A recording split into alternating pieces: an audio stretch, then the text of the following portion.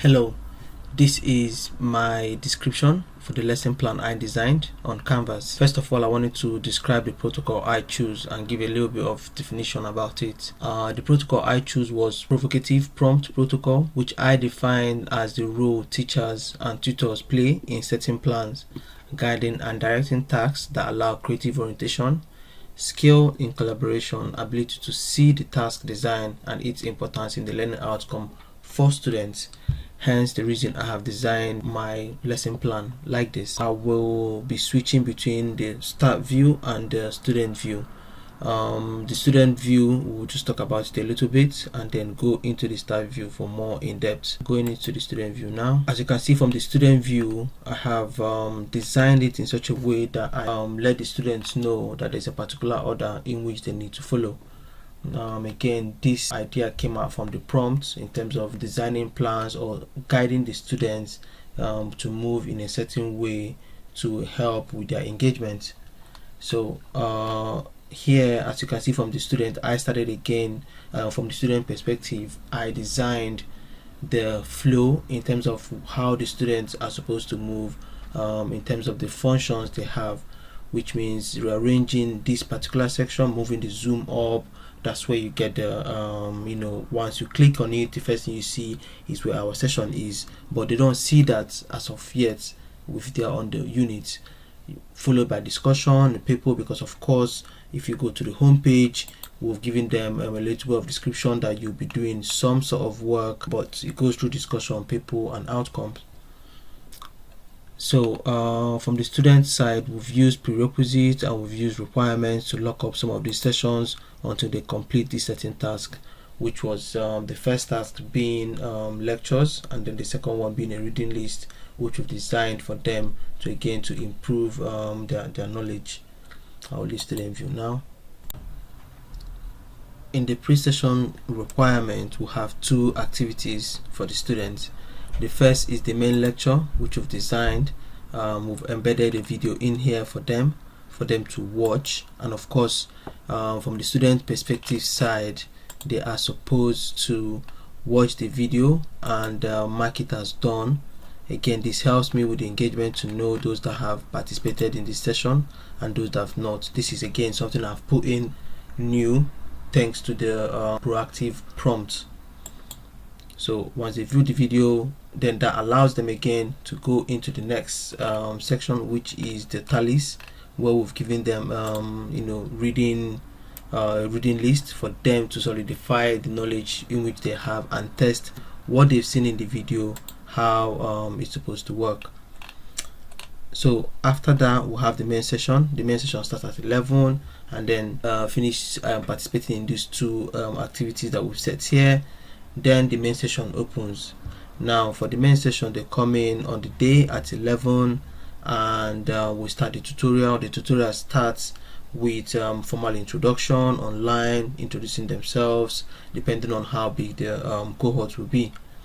Now the next thing to do is test your knowledge. I designed this previously on Kahoot, trying to promote competitiveness among the students because only 3 will end up at the podium. However, the new design involves using Canvas quizzes, whereby the students have designed a Canvas quiz in different formats. I'm going to do a preview.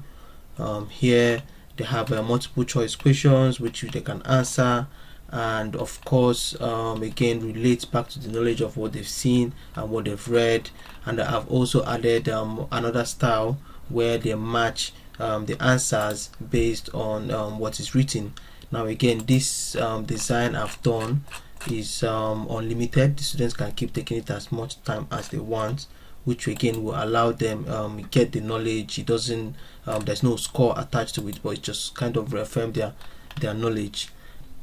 We will do an allocated breakout rooms, and in the allocated breakout room, of course I will let the students know to check their group and know who the groups are by going to the people's area or simply clicking on this allocated breakout room, and then they can go straight to find out who they are going to be in the room with before they enter, or they can just go straight to the room and meet the people. However, once they are in the group, in the breakout room, each group will have to make a choice in terms of what they want to talk about. Now what I've done here is again use some of the things I picked up from the proactive prompt protocol, is to give them choices. Now I've designed a choice board for them here.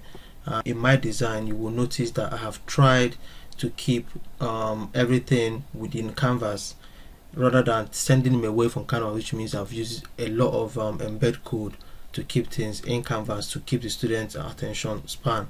So from here, they can pick different topics, they can pick what they want to talk about as a group. So again, this will allow them communicate more, put out their choices, or use a vote pattern in the group to say this is what we want to talk about.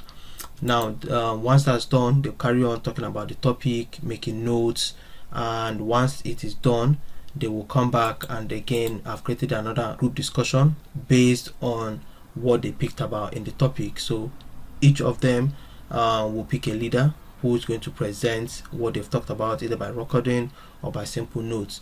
And this means that the students will all have to contribute as well. So depending on which group you are, you can contribute to other people's group because it is available for everyone here. Now in terms of I've put repercussions for students that might want to skip on that. You can see that test your knowledge is open, you can go in. However, you cannot carry on with the other sessions unless you go into this place and contribute. So again, I've put this for the students, for them to carry on to give a feedback, or carry on with, again, even the next tutorial session. You have to go back and not only is the group leader presenting, but everyone else is contributing as well. If I leave the student view, the last end of the session focuses on the tutorial feedback, where I've incorporated what I've learned again from this protocol in terms of trying to improve the session. Was the task on time, was they able to complete what they need to do in the allocated time, and how they can improve the session. Finally, just to list out what my practices and strategy is for these sessions. For the pre-session, we focused on which is participation, practice, growth of mind for students to learn more, strategy assessing before knowledge. And again, this was consistent with the two. However, when we moved to the main session, we focused on participation, cooperative, and also focused on encouraging text and audio and video for self-expression when they're coming online. For the quizzes, we focused on progression, goal settings, formative feedback. We looked at flexible discussions as well, and also again we focus more on the progression side when it comes to the main session. And again, facilitating feedback was involved as well. There's a lot of peer-to-peer learning, a lot of formative feedback, because the students will be talking to each other and providing feedback. Habit of self-reflection was there as well, in terms of the rubrics, for them to let me know what worked well and what didn't work well, for them to reflect on the session as well. And again, one of the important one, again, time to reflect, in terms of the timing of the session, was included in collecting the feedback as well. Thank you.